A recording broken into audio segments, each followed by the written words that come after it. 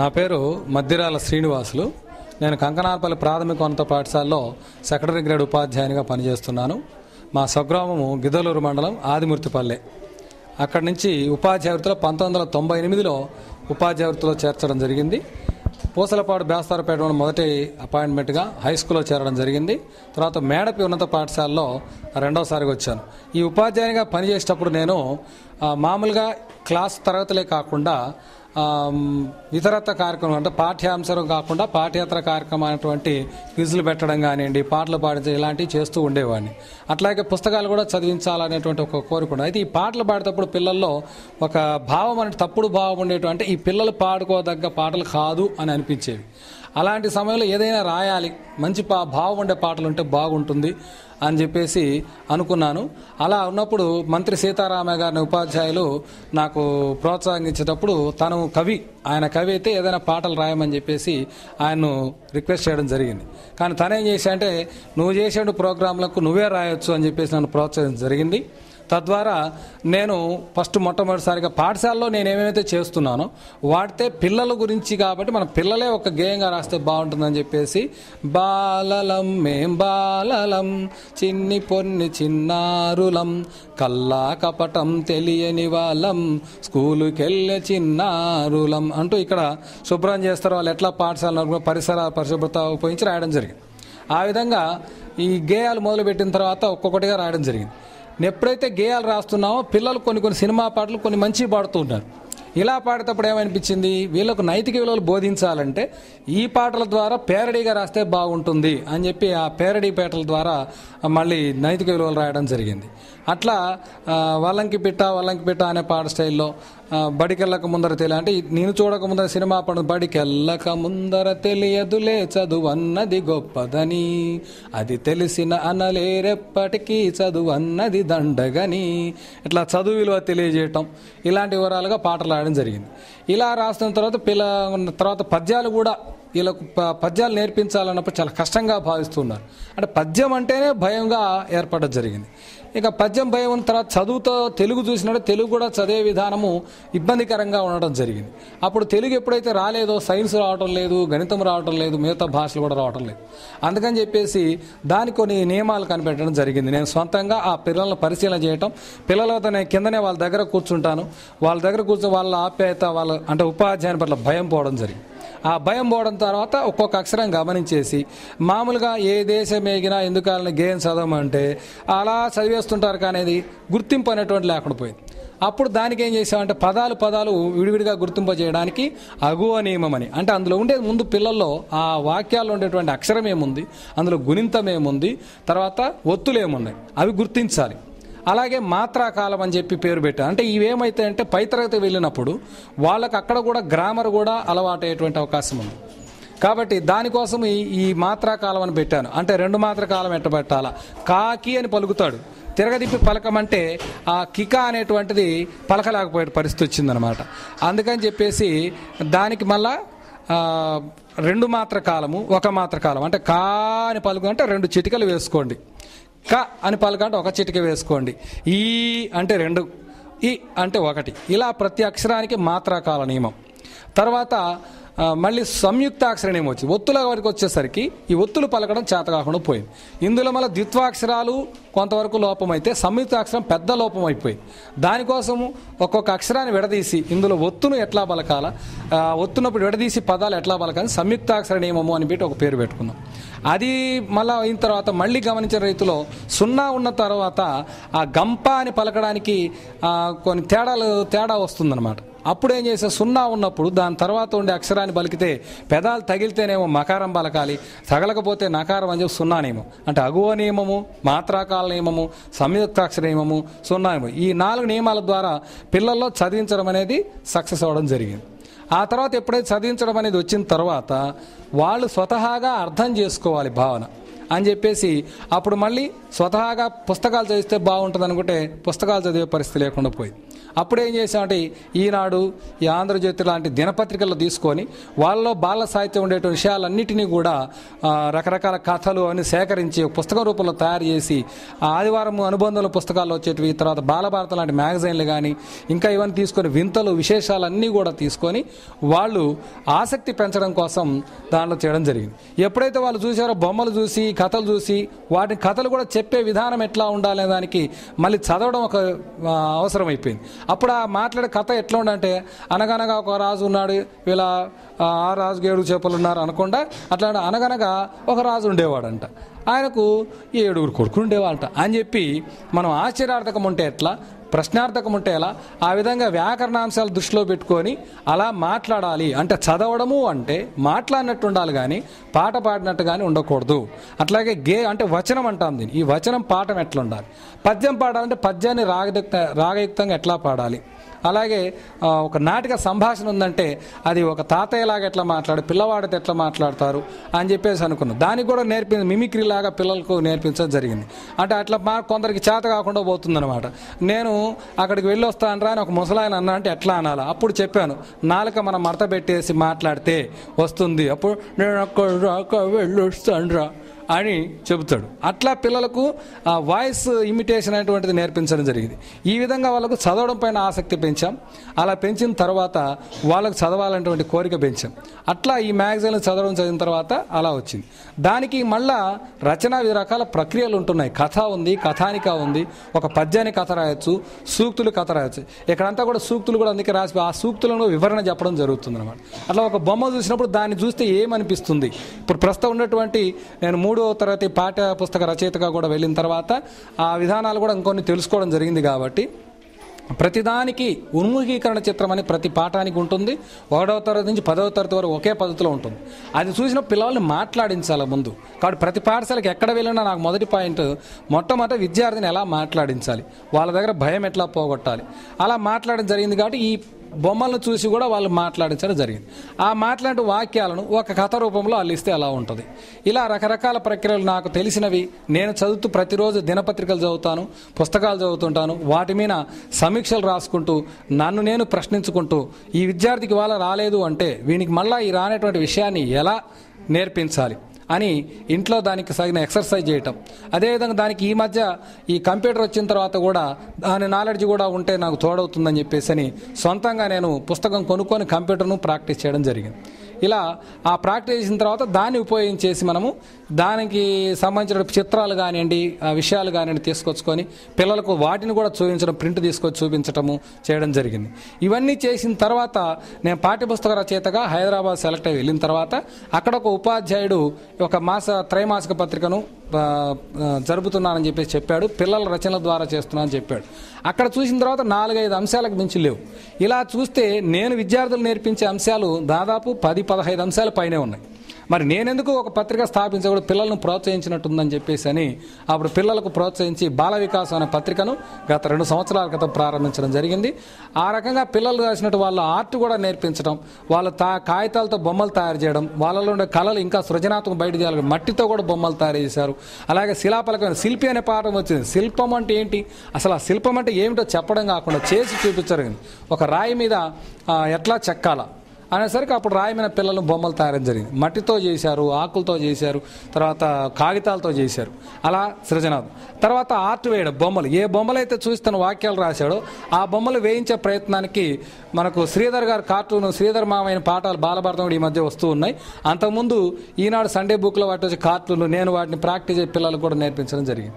ఆ విధంగా బొమ్మలు వేయడం కూడా చిత్రలేఖం ద్వారా, తర్వాత రంగులు వేయటం, వీటికి అవసరమైనట్టు ఏదైనా తక్కువ పిల్లవాళ్ళు బీదవాళ్ళు ఉన్నట్టయితే నేనే సహాయం చేయడము, బాగా చేసినటువంటి ప్రోత్సహించడానికి నా సొంత ఖర్చుతో పిల్లలకు బహుమతులు కూడా ఇవ్వటము జరుగుతుంది. అట్లా ప్రోత్సాహం ఇవ్వటం వల్ల పిల్లల్లో కొంత రాగలింది.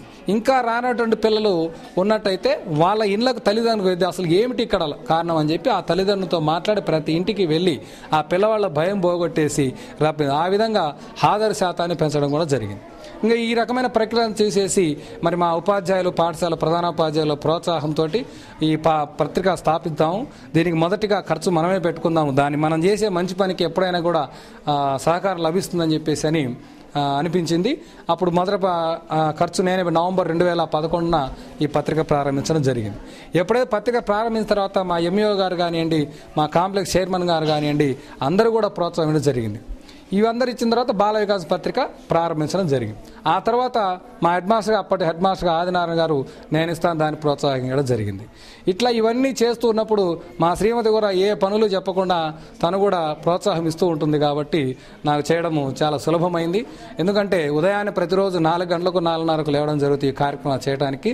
అలా ఇప్పటికీ విద్యార్థుల్లో దాదాపు 25 మంది విద్యార్థులు కవులుగా తయారయ్యారు. ఈ మధ్య 2-3 పిల్లలు పద్యరచన కూడా శ్రీకారం చుట్టారు. ఇలా ఈ విధంగా ఎప్పుడైతే చేస్తున్నామో ఒక్కొక్క అంశం వచ్చినప్పుడు ఈ పిల్లలకు తెలుగుపై ఇప్పుడు స్వతహాగా వాళ్ళే ప్రతిరోజు ప్రార్థనలో పద్యం చదవటం కానివ్వండి, దాని భావం చెప్పటం, కథలు చదివినప్పుడు ఆ కథ యొక్క ఉపయోగం ఏమిటనేటువంటిది దాని మీద కూడా సమీక్ష చెబుతున్నారు. కథకు సమీక్ష చెప్తున్నారు, ఒక పుస్తకం సమీక్ష చెప్తున్నారు. ఎప్పుడు మా పత్రిక ప్రారంభించామో విద్యార్థులు వాళ్ళే సొంతంగా ఆ పత్రిక మోడల్లో సొంతంగా పత్రిక తయారు చేస్తూ ఉన్నారు. ఇవన్నీ చూసిన తర్వాత మా పాఠశాల ఉపాధ్యాయులు మేమందరం కూడా మధ్యాహ్న సమయంలో భోజనం తర్వాత కూడా మేము చర్చలే ఖాళీగా, అంటే ఎట్లా చేద్దాం, ఇంకా పిల్లల్ని ఎట్లా చేద్దాం అని ఉన్నది. ఏమైనా ఉపయోగపడుతుందో లేదా అని చూస్తే వాళ్ళ సబ్జెక్టులో హిందీ కానివ్వండి, ఇంగ్లీష్ కానివ్వండి, గణితం కానివ్వండి, సామాన్య శాస్త్రంలో ఇదివరకట్లే చదివే వాళ్ళు కాదు, ఇవాళ చదువుతుంటే ఒక లెక్కల్లో వాళ్ళే సొంతంగా అర్థం చేసుకునే స్థాయికి వచ్చారు. అట్లాగే హిందీ చెప్పడానికి, ఇంగ్లీష్ చెప్పడానికి కూడా తెలుగు ఎప్పుడైతే వచ్చిందో దాన్ని ఇమీడియట్గా సులభంగా చెప్పడానికి వీలు, అంటే తెలుగు మాట్లాడే విధానం బాగా వచ్చింది కనుక అప్పుడు ఇంగ్లీష్ కూడా అదే స్థితిలో చదవటం, ప్రశ్నార్థకం ఎలా చదవాలా అంటే భావం తెలియకపోయినా చదివే విధానం వచ్చేసింది హిందీ ఇంగ్లీష్లో కూడా. సామాన్య శాస్త్రము సొంతంగా చదవగలుగుతున్నాడు కాబట్టి చదువుతున్నాడు. ఎప్పుడు ఈ ప్రక్రియలన్నీ పెరిగినాయో ఇంటి దగ్గర టీవీని కూడా వదిలిపెట్టి పిల్లవాడు రచనలు చేయడానికి, ఈ పుస్తకాలు చదవడానికి ఇళ్లకు పుస్తకాలు ఇవ్వడం కూడా జరుగుతుంది. కాబట్టి ఇంటి దగ్గర మనము టీవీ నుంచి దూరం చేసి, అంటే పూర్తిగా దూరం కాకుండా అవసరమైన వార్తలు కానివ్వండి, లేదా ఆదివారం వస్తే వినోదంగా సినిమాలు చూడడానికి వచ్చు. సినిమా చూస్తున్నారు కదా, అందువల్ల సినిమాను కూడా రివ్యూ రాయమని చెప్పాం. అంటే సినిమా చూసిందో అందులో నీకు ఏం నచ్చినాయి, ఏం నచ్చలేదు, ఆ అంశాలు కూడా చెప్పడం వలన వాళ్ళు ఆ సినిమా మీద కూడా సమీక్ష రాయడం జరిగింది. ఓహో ఇది చెడ్డది సార్, ఇది మంచిది అని చెప్పారు. అంటే దాన్ని బట్టి సినిమా వల్ల కూడా లాభాలు ఉన్నాయి, నష్టాలు ఉన్నాయి. పుస్తకాల్లో కూడా మంచి చెడు రెండు ఉంటాయి, ఉన్నప్పుడే పోల్చుకోవాలని తెలుస్తుంది. కాబట్టి తను చూసినట్టు ప్రతి అంశము, తను చేస్తున్న ప్రతి అంశంలో ఉండేసి మిగతా సబ్జెక్టులు అర్థం చేసుకోవడంలో కానీ రాయటం కానీ సులభంగా ఉండటం వలన, అలాగే రైటింగ్ కూడా ఇక ఇవన్నీ సాధించిన తర్వాత గుండటి రాత రాలేకుండా పోయింది. మరి కాపీ రైటింగ్ బుక్స్ రాయించడం మొదలు పెడితే అది సమయం అనేటువంటిది మనకు ఈ పాఠశాలలో పాఠాలు చెప్పడం సరిపోతుంది. కానీ గుండ్రటి రాత అనేసరికి అసలు గుండ్రటి రాత అంటే ఏమిటి, ఎలా ఉంది, అప్పుడు నేనేం చేశాను, నేను ఎట్లా గుండ్రటి రాత సాధించేస్తున్నాను అని చెప్పి పరిశీలన చేసుకుంటే దానికి ఒక ప్రత్యేకమైన పద్ధతిని రూపుదిద్దుకోవడం జరిగింది. అప్పుడు ఆ విధంగా పద్ధతి అంటే అసలు అక్షరం అనేది గుండ్రంగా అంటే ఎలా ఉంటుందని చెప్పేసి దాని ఒక ఎక్సర్సైజ్ లాగా చేసిన తర్వాత ఆ 4 లైన్ల పద్ధతిని, 4 చుక్కల పద్ధతిని ఏర్పాటు చేసి ఆ పిల్లలకు తగిన విధంగా ఆ గుండ్రటి రాతను కాపీ రైటింగ్ పుస్తకాలు లేకుండానే సాధించడం జరిగింది. వాళ్ళు చక్కగా చేసుకోవడం జరిగింది. అట్లా మా పిల్లలు ఇవాళ ప్రతి ఒక్కరు కూడా పూర్తి హాజరు శాతంతో పాఠశాలకు వస్తూ ఉన్నారు. పేరెంట్స్ సహకారంతో ఎన్నో మెటీరియల్, మేము ఉపాధ్యాయులం కూడా అందరూ సహకారం చేసుకొని బెంచీలు సాధించాం. చాలా 1 ఎకరా స్థలం కూడా గ్రామస్తుల సహకారంతో కొత్త పాఠశాలకు ఏర్పాటు చేసే విధంగా కూడా సాధించడం జరిగింది. నా పేరు అనుష, నేను 7వ తరగతి చదువుతున్నాను. నాకు మొదటగా బాల వికాసంపై అంత ఆసక్తి కలగదు. రాస్తున్నారు కానీ వాళ్ళు రాస్తుంటే చూస్తున్నా, నాకు రాయాలని అనిపించలేదు. వాళ్ళని అందరూ ప్రోత్సహిస్తున్నారు కదా, నేను రాయాలి అనే తపన నా మనసులో మొదలైంది. అప్పుడు వీళ్ళందరూ కవితలు రాస్తున్నారు కానీ నేను సొంతంగా సార్ ఆత్మకథ గురించి చెప్పారు కానీ ఎవ్వరు రాయలే, నేను అది రాయాలని అనుకున్నా, అలా రాశానా. ఎప్పుడైతే అప్పటి నుండి నాలో భయం పోయింది. మనం ఎందుకు భయపడాలి, తప్పు చేస్తే భయపడాలి కానీ తప్పు చేయకుండా భయపడకూడదు.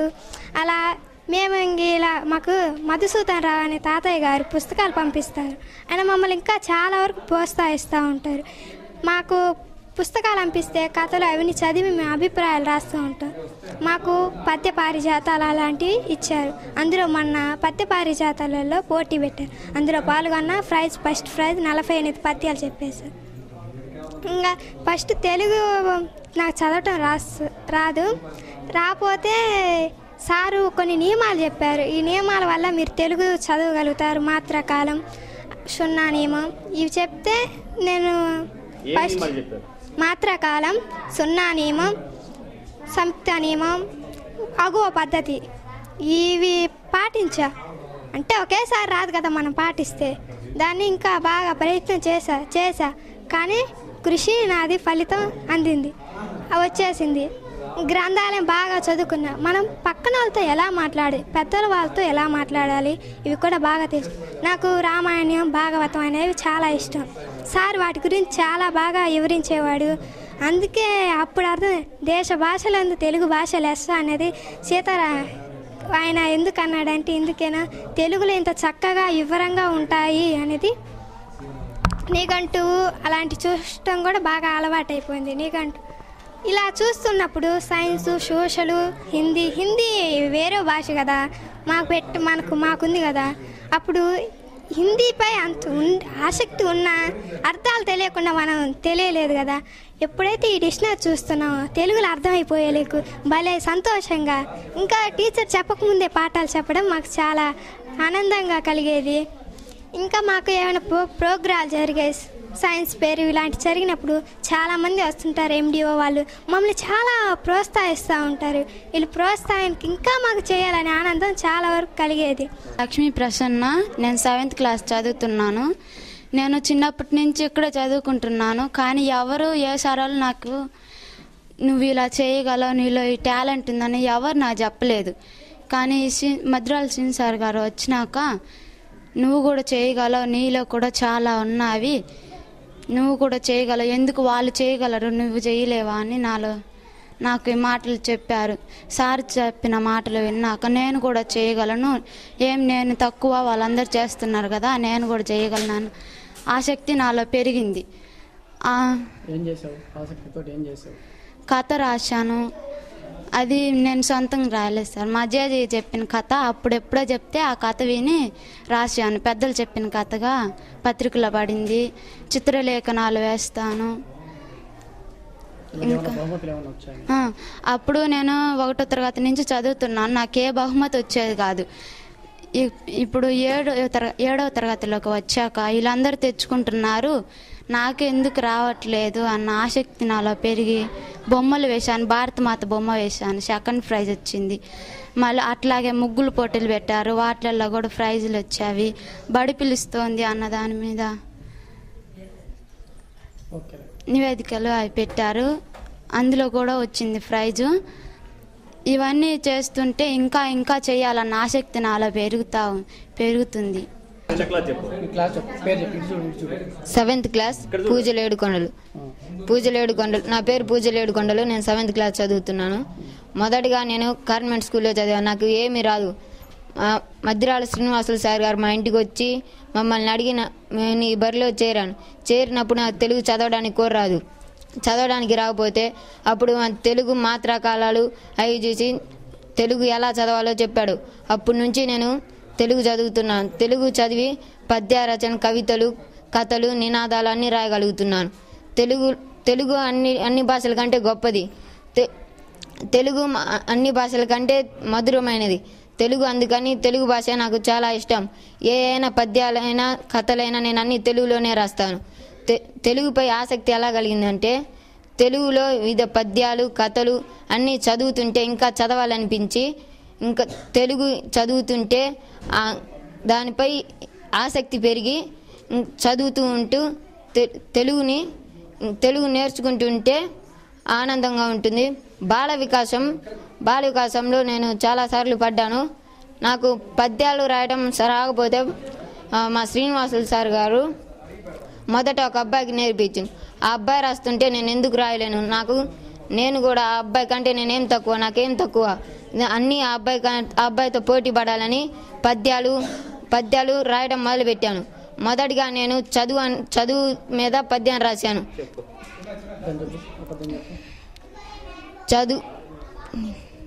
గురువు మీద ఒక పద్యం రాశాను సార్, చదువుతా. గురువు మాట వింటే గుణమంతా వెలుగు, గురువు చెప్పే చదువు గుర్తింపు తెచ్చురా, గురువు చెంత నీవు గుర్తింపు పొందుదా, కొండలన్న మాట అండ నీకు అని పద్యం రాశాను. నేను 3-4 పద్యాలు రాశాను. ఆ పద్యాలు సార్కు చూపించా. నా పేరు బి భీమశేఖరరావు సార్. నేను త్రిప్రాంతక మండలంలో గత 2 సంవత్సరాలుగా మండల విద్యాశాఖ అధికారిగా పనిచేస్తున్నాను. మరి ఆ 2 సంవత్సరాల్లో కూడా మరి మన ఇప్పుడు ఇటీవల ఉత్తమ ఉపాధ్యాయ అవార్డు పొందినటువంటి మరి మద్దిరాల శ్రీనివాసరావు గారి విద్యాబోధనలో అనేక రకమైనటువంటి అంశాలు పరిశీలించడం జరిగింది సార్.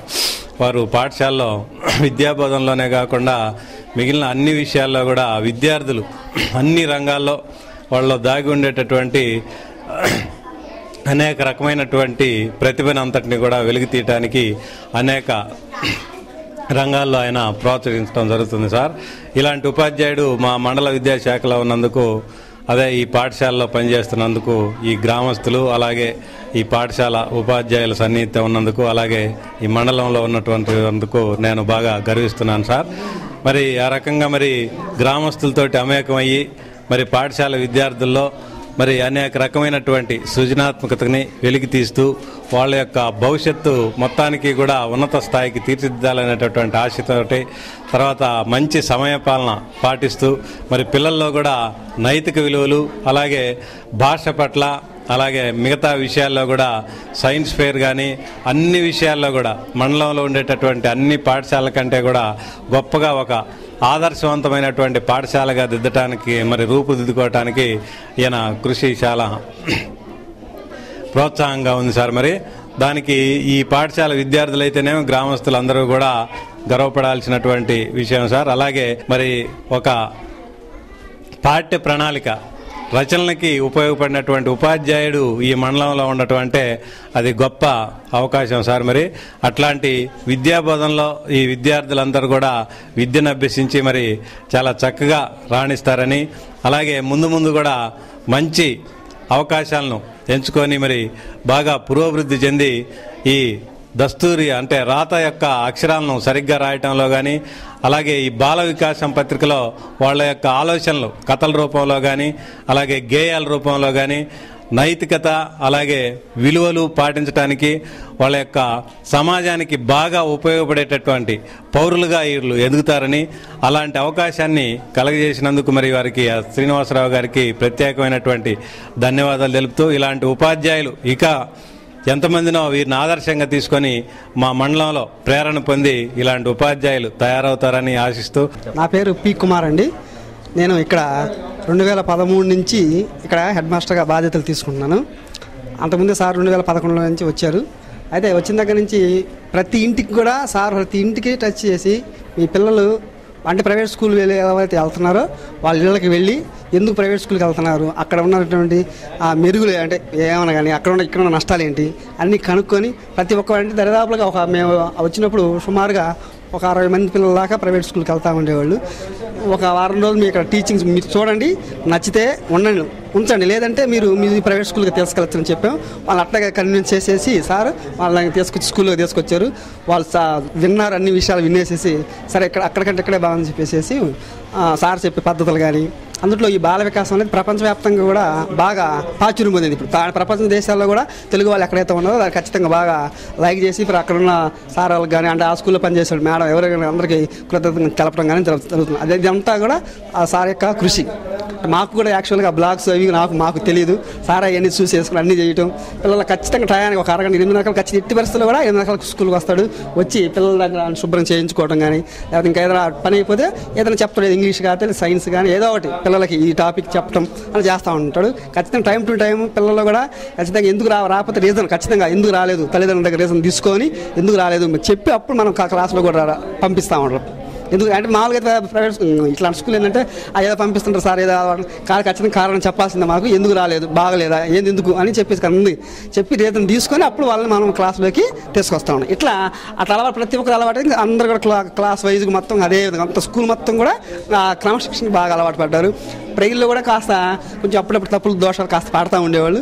కొంచెం సార్ తెలుసు కాబట్టి అన్నీ చెప్తా ఉండేవాడు. ప్రేయర్లో ఎట్లా పాడాలి, ఎక్కడ ఫుల్ స్టాప్లు ఎక్కడ కామాలు పెట్టాలి చెప్తా ఉండడం వల్ల అందరూ ఇప్పుడు ప్రతి ఒక్క పిల్లగాడు కూడా అంటే 1 నుంచి 7 తరగతి ప్రతి ఒక్క పిల్లవాడు కూడా బాగా పర్ఫెక్ట్గా ఏదైనా పద్యం కానీ రాష్ట్రగీతం కానీ జాతి అన్నీ కూడా పర్ఫెక్ట్గా పాడుతూ ఉంటుంటారు.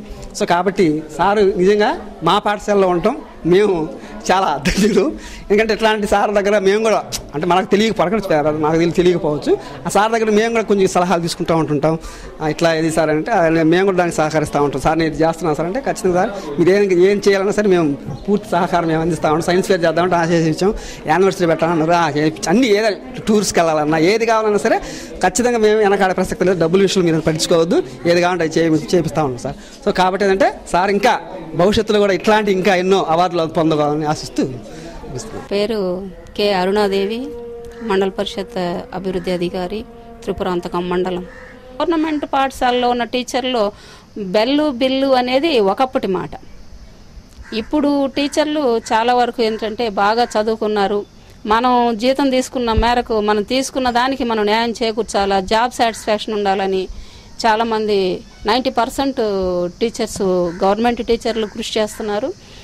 ఆ 90%లో కూడా ఎక్కువ బాగా ఇంకా తపన పడి ఏదో సాధించాలి, చెయ్యాలి వృత్తిపరంగా అని సమాజానికి చేయాలా, జీతం కోసం కాదు, వృత్తిపరంగా కాదు, నేనేదో చేసి సాధించాలి అని ఒక తపన గల భావాలతోటి ముందుకు కొనసాగుతున్న మద్రాల శ్రీనివాస్ గారు అభినందనీయులండి. ఇటువంటి టీచర్స్ తోటి అందరితో కలిసి నేను పనిచేయటం నా అదృష్టంగా భావిస్తున్నాను. శ్రీనివాస్ గారి యొక్క విధానాలు కానీ పద్ధతులు కానీ పిల్లలకి ఏ విధంగా తోడ్పడుతుంది, విద్యార్థులకు ఏ విధంగా తోడ్పడేస్తుంది మీరు అనుకుంటున్నారు? అంటే పిల్లలు మామూలుగా క్వశ్చన్లు ఆన్సర్లు చెప్పే విధానం కాకుండా చెప్పిన పాఠ్యాంశం మీద అసలు ఆ విషయం అనేది సమగ్రంగా పిల్లల బుర్రకు ఎక్కుతుందా లేదా, ఏ విధంగా చెప్తే పిల్లలకి ఆ విషయం మొత్తం వాళ్ళకి చేరుతుంది, దాంట్లో ఎక్కడైనా ఏ ప్రశ్న అడిగినా కూడా అంటే విషయం మొత్తం తెలిసినప్పుడు, క్షుణ్ణంగా తెలిసినప్పుడు స్వయంగా వాళ్ళకి జవాబు చెప్పే ఆ కెపాసిటీ వస్తుందని ఆ కెపాసిటీ బిల్డింగ్ మీద ఆయన కొంచెం చేస్తున్నారు. వ్యక్తిగతంగా వాళ్ళలో ఉన్నటువంటి సృజనాత్మకత, ఆ క్రియేటివిటీని బయటికి తీసి సాహిత్యపరంగా కానివ్వండి, వాళ్ళు కవితలు కానివ్వండి, కథలు కానివ్వండి, ఒక్కొక్కళ్ళు ఒక్కొక్క క్రియేటివిటీ ఉంటుంది, దాన్ని బయటకు తీస్తున్నారు. అది గమనించాలి. పిల్లల మీద ఎక్కువ కాన్సన్ట్రేషన్ దృష్టి పెట్టి మరి వాళ్ళలో ఉన్నటువంటి ఆ భావాలని బయటకు తీసుకురావడానికి మద్రాల శ్రీనివాసరావు గారు కృషి చేస్తున్నారు. మరి వారి టీంలో ఉన్నటువంటి కొంతమంది టీచర్లు ఇంకా ఆయనకి సహాయ సహకారాలు అందిస్తున్నారు. ఇక్కడ ఉన్నటువంటి పైగా ఆయన ఏంటంటే అందరిలో స్నేహభావం ఎక్కువగా, అందరినీ సమాజంలో ఉన్నటువంటి అంటే మండలంలో ఉన్న చాలామందిని విలేకరులను కావచ్చు, టీచర్స్ని కావచ్చు, ఇతర ఎంప్లాయీస్ని కావచ్చు, సమాజపరంగా అందరితోటి కూడా ఎప్పుడూ నవ్వుతూనే ఉంటూ చిరునవ్వుతోటి ఏదో చేయాలని ఒక విశేషమైనటువంటి ఒక భావాలతోటి, ప్రత్యేకమైన భావాలని అందరిని కలిసినప్పుడు కూడా ఏదైనా కూడా చెయ్యాలి, ఇతరులకి చేయాలి, పిల్లల్ని పైకి తీసుకురావాలనే ఒక తపన అనేది ఆయనలో కనిపిస్తూ ఉంటుంది. 90% అదే మాట్లాడతారు. మిగతా పర్సనల్ కానీ ఇంకోటి ఎప్పుడు మాట్లాడినట్టు నా దృష్టిలో ఇంతవరకు నేను చూడలేదు, నేను వినలేదు. అది శ్రీనివాస్ గారి గురించి చెప్పాలంటే. ఇంకా ఆయన ఉత్తమ ఉపాధ్యాయుడిగా వచ్చిన రోజు ఆయన అభినందించే స్థితిలో నేను లేకపోవడం వల్ల వారిని స్వయంగా కలిసి ఏదో చేయాలని మనసులో అనుకున్నాము. ప్రస్తుతానికైతే అది చేసే నేను నాకున్నటువంటి ఈ ఒక శారీరకమైన బాధల వల్లనే నేను వారిని అభినందించలేకపోయాను.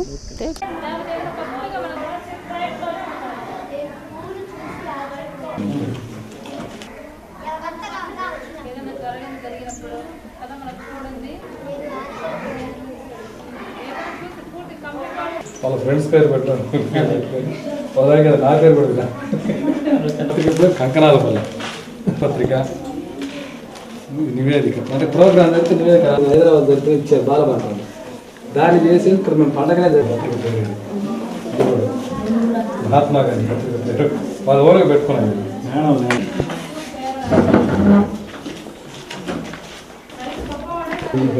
అట్లాగే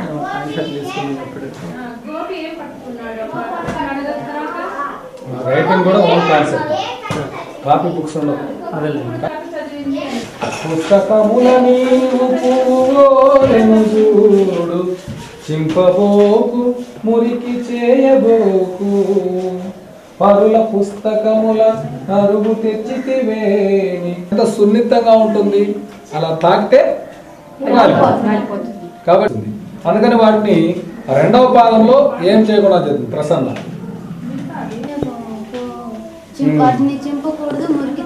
మురికి చేయకుండా ఉండాలి, పాడు చేయకుండా చెప్పకూడదు, అది జాగ్రత్తగా కాపాడుకోవాలి. తెచ్చితివేని తిరిగి ఇమ్ము వేగ తెలుగు బిడ్డ అంటే వేరే చేసేయాలి. అంత జాగ్రత్త మన పుస్తకాలు కాపాడుకోవాలని భూమి నిందింపంతగదండ్రు బుధులు కుమార. అవయవహీనుడు అంటే అవయవాలు సరిగా అంటే అంగవికలు అనవచ్చు, వారు కానివ్వండి. దరిద్రులను అంటే డబ్బు లేదు కదా వాళ్ళు తినడానికి కానీ వీళ్ళందరినీ ఇలాంటి వాళ్ళ దేవుడిని వీళ్ళందరినీ కూడా మనం ఎప్పుడు కూడా తిట్టకూడదు, నిందించకూడదు. వాళ్ళు మనము పొగడదగిన వారు సంస్థ. తర్వాత అంటే వారు పొగడదగినటువంటి వ్యక్తి గొప్ప వ్యక్తి ఉంటాడు. కలెక్షన్స్ ఏమైనా దాని మీద పిల్లలకు చేయించడం కానీ రాయించడం కానీ అలాంటి కొన్ని రైటింగ్. సూర్యగ్రహణం 21 111 కొంచెం దూరం వేసుకోండి. 111 211 నంబర్ వేసి వాటి కింద పదాలు 21 111 సూర్యగ్రహణం. నెక్స్ట్ 211 దాని కింద వాటి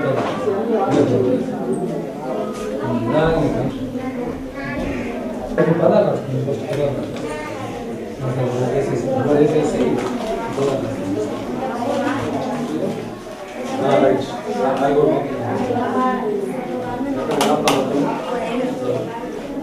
సరే ఈ గుంటూరు రాయగలుగుతారు మాస్టర్.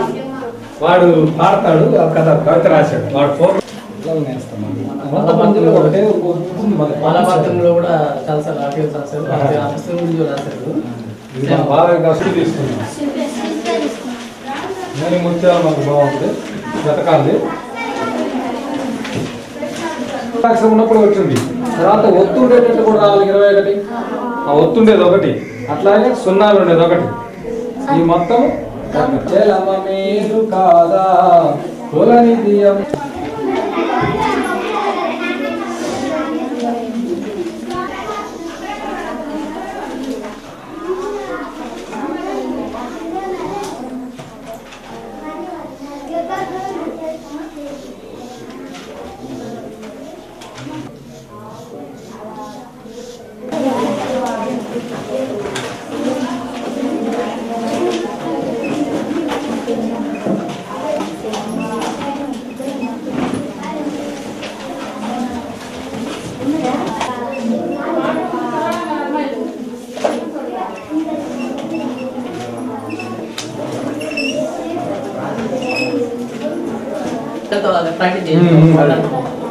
ప్రాక్టీస్ చేయండి.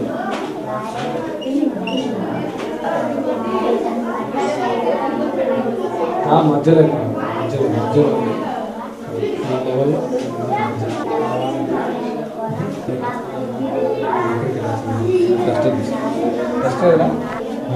దీని కరెక్ట్గా అక్కడ ఎక్కువ దూరం ఇది కూడా చూసుకోవాలి. చూసుకోవాలి మనం ఇక్కడ ఈ పదాన్ని ఇక్కడ అంటారే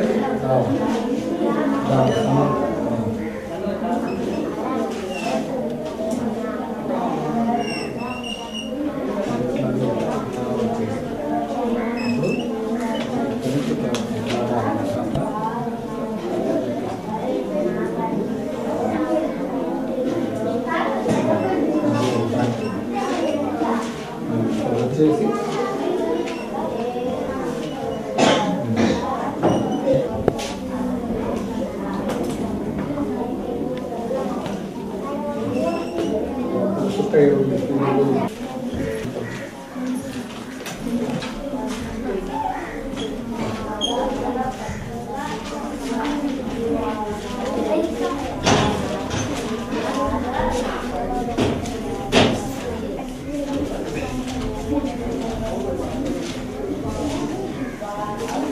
గీయడం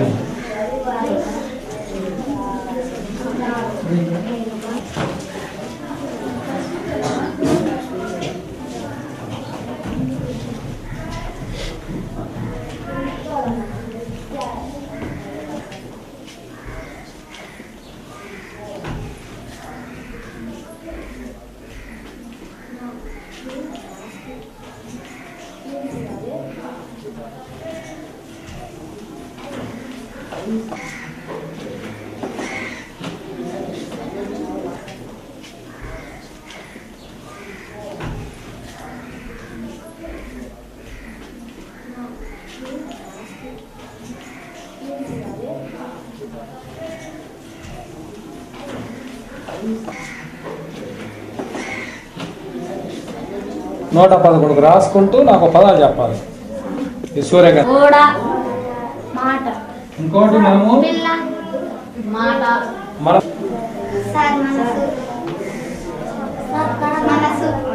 ఒక్క నిమిషం. ఇంకా ఇంకే క్లాసు 5 వాళ్ళు వచ్చారు. గడప ఆ నోట్స్ తీసా పత్రిక ఒకటి ఉన్న 10,000 సైన్యము.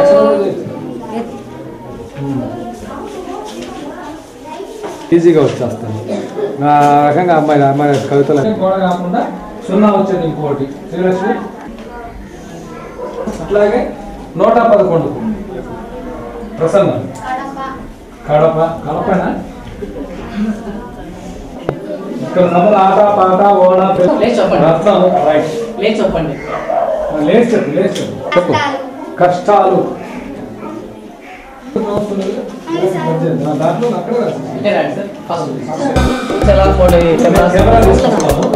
కెమెరాలు ఉంటాయి కదా ఇస్తాం. సెల్ ఫోన్ ఈ అబ్బాయి కారణం నుంచి వచ్చేసి ఈ అబ్బాయి వీళ్ళంతా వీళ్ళంతా కారణం. ఈ అబ్బాయి ఆ అబ్బాయి దానికి కవిత రాశాడు. ఒక రోజంతా ఒక రోజు క్లీన్ అవుతారు. అలాంటిది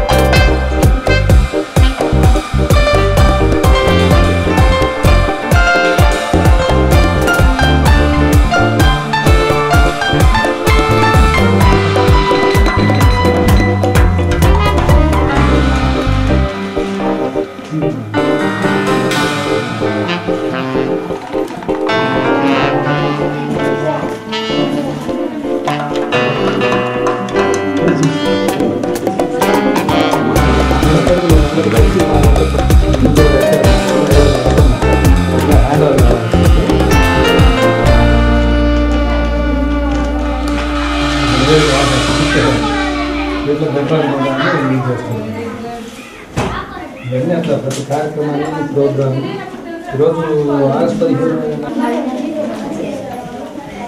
ఇది పట్టది ఈనాడు ఏంటిది కొన్ని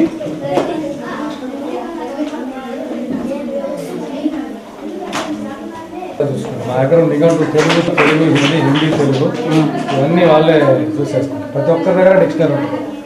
ఇంగ్లీష్ వాళ్ళే ఓన్గా వారం కానివ్వండి. దరిద్రులను అంటే డబ్బు లేదు కదా వాళ్ళు తినడానికి అంటే మనము గురువుని ఎంత గౌరవించాలా ఎట్లా చేయాలా, అలాగే పండితులు కానివ్వండి ఇలాంటివి వాళ్ళని ఎట్లా గౌరవిస్తామో అట్లా చదువు రాదు కదా అని వాళ్ళు నిర్ణయించకూడదు.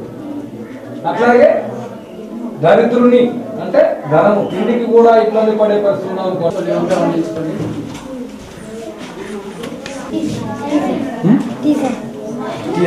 లేకపోతే మా ఊరు రాశారు అట్లా. ఈ అబ్బాయి ఇగో 7 గొండలనే, ఈ అబ్బాయి కూడా పద్యాలు రాశారు. ఇంకొక అమ్మాయి శ్రీలక్ష్మి, ఒక అమ్మాయి ఎన్నిసార్లు మన పేపర్లో కూడా ఎక్కిన ఇది చదవటం కానీ చూడండి. నా అబ్బాయి 12 పుస్తకాలు పేరడి సాంగ్. ఆ అబ్బాయి పేరడి సాంగ్ ఇప్పుడు కొత్తగా రాసిన అబ్బాయి తీసుకురా మరే కుమార్ పాట తీసుకురా సార్. పిల్లవాడు కొత్తగా వచ్చిన పిల్లవాడు రాశాడు. అది ఏ సాంగ్లో అది పెరడి సాంగ్? ఏ సాంగ్ అది?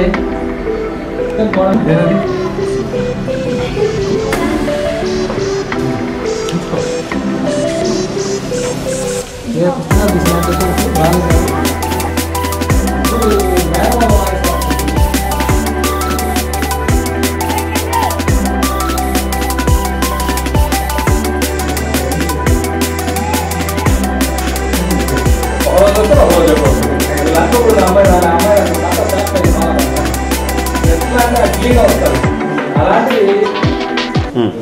పత్రికొకటి ఉన్న 10,000 సైన్యము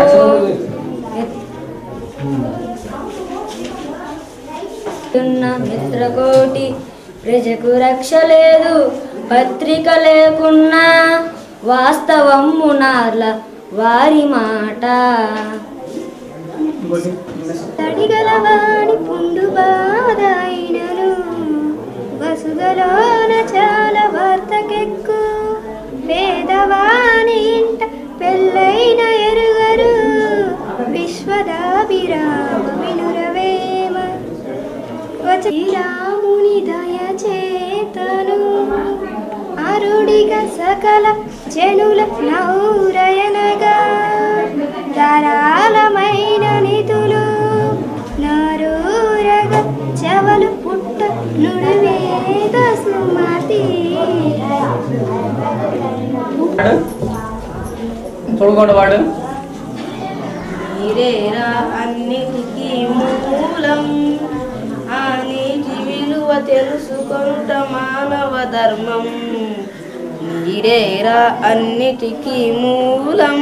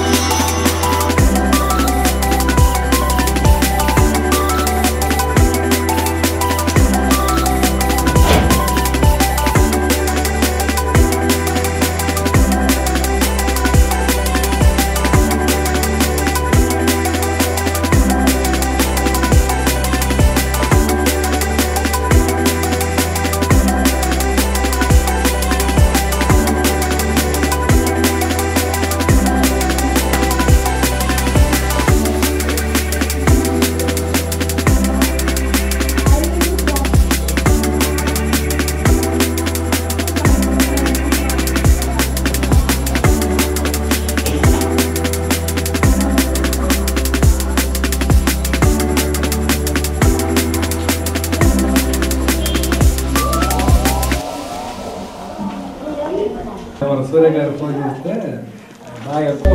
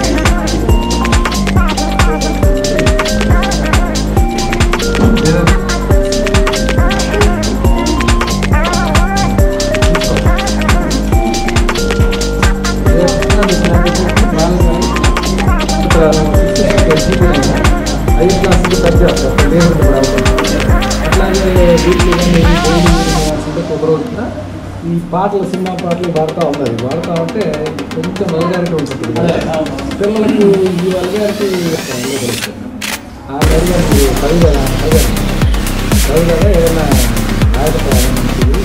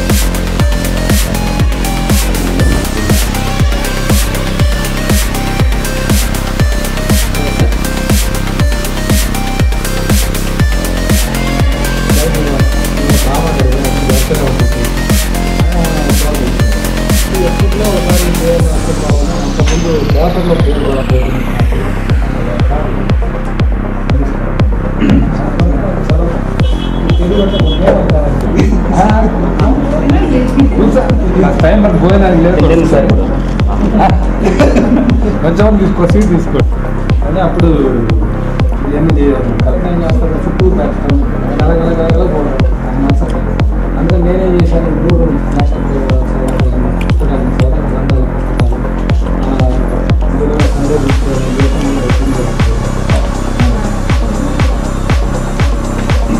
నేను ఇక్కడికి వచ్చి ఏర్పాటు చేస్తాను అప్పుడు సీనియర్ నాకు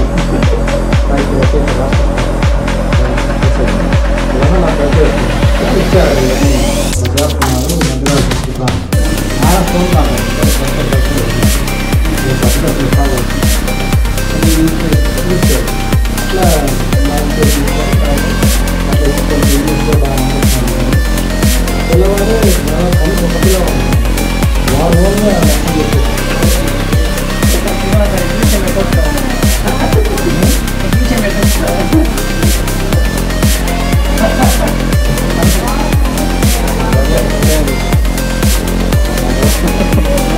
పిల్లల్ని వెనకలు నిలబెడతా వెనకలు ఒకసారి బాగా కాకపోతే మొన్న వచ్చింది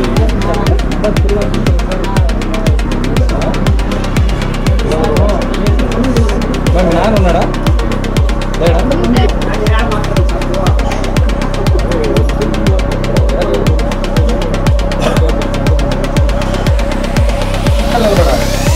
మేడం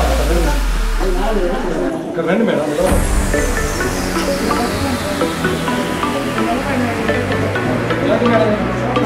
మాజీ సర్పంచ్ ఈ టైంలో ఉండడం